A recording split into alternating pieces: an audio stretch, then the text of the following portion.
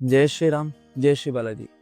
भक्तों, स्वागत है आपका जय बाबा बालाजी धाम की आधिकारिक यूट्यूब चैनल पर। आज के इस वीडियो के माध्यम से हम जानेंगे कि श्राद्ध पक्ष जो अब आने वाला है, इसके अंदर हमें हमारे देवलोक गमन व्यक्तियों के लिए अर्थात हमारे पितरों के लिए क्या करना चाहिए, किस प्रकार से हमें दान करना चाहिए, किस प्रकार से हमें पूजा करनी चाहिए, तर्पण किस तरीके से करना चाहिए, हमारा उस दिन का दैनिक जो शेड्यूल जिसे हम कहते हैं, दैनिक जो नियमावली है, वो किस तरीके की चलेगी, ये सब हम इस वीडियो के माध्यम से जानेंगे। प्रातःकालीन जिस भी दिन आपके घर में श्राद्ध बनाया जाता है, जिस भी दिन आपके घर के पितरों का श्राद्ध दिवस होता है, उस दिन आप प्रातःकालीन जल्दी उठकर स्नान करें। सिर्फ स्नान कीजिए, किसी भी तरीके के वस्त्रों को आपको धोना नहीं होता है इससे। जब तक ब्राह्मण देवता आपके घर में भोग नहीं ले लेते, तब तक आप कोई भी तरीके के वस्त्रों को धोएंगे नहीं।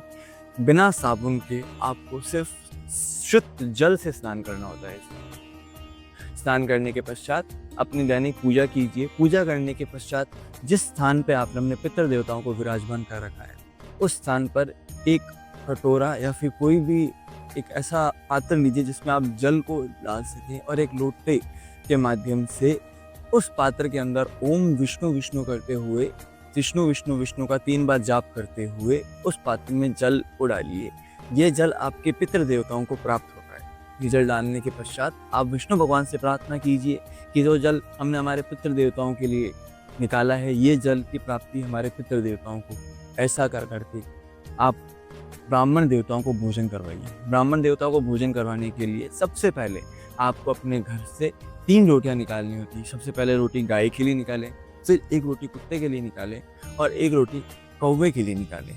इन तीनों रोटियों को प्लेट में रखकर जो भी आपने सब्जी बनाई है वे सब सब्जियां इसमें लगाकर, जो भी मिठाई बनाई है वो मिठाई इस पर रख करके, हाथ में जल ले करके, इन 1 रुपए का सिक्का डाल करके इन थाली के ऊपर से ओम विष्णु विष्णु विष्णु करके निकालिए और संकल्प कीजिए कि ये रोटी जो हम निकाल रहे हैं ये हमारे पितृ देवताओं को प्राप्त है।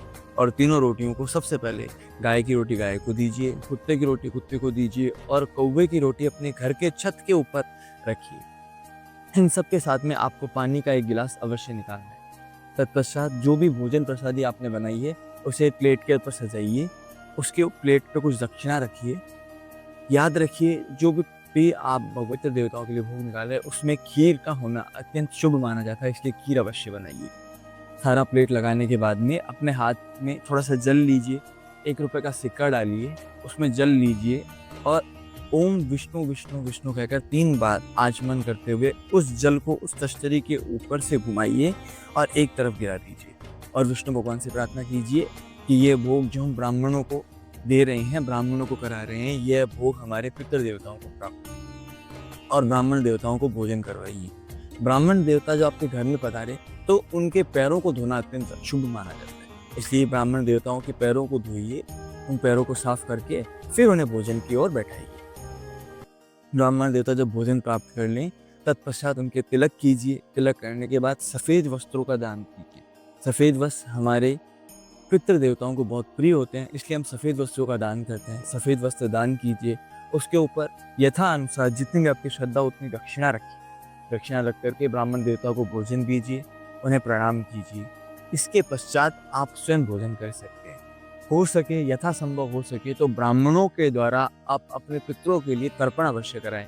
गंगा जल, दूध से ब्राह्मणों के द्वारा तर्पण कराया जाता है। ब्राह्मण देवता आपके हाथ में जनेऊ, मूली और द्रवा बांध करके आपके पितृ देवताओं को तर्पण करवाते हैं। अगर यथासंभव हो सके तो वह तर्पण हमें अवश्य करवाना चाहिए, पूजा करवानी चाहिए। गीता के पाठ ब्राह्मणों देवताओं के द्वारा करवाए जाना बहुत शुभ माना जाता है। इस प्रकार से आप अपने पितृ देवताओं के प्रति पूजा पाठ कर सकते हैं। एक बात का ध्यान रखिए, इस दिन आपके घर में आपकी बेटियों को बुलाइए, आपके बेटियों के जो पुत्र होते हैं उन्हें बुलाइए। इन सब को भोजन करवाना बहुत ही ज़्यादा शुभ माना जाता है, इसलिए यथासंभव हो सके तो इस दिन अपने घर में बेटियों को बुलाकर भोजन अवश्य करना। जय श्री राम, जय श्री बालाजी।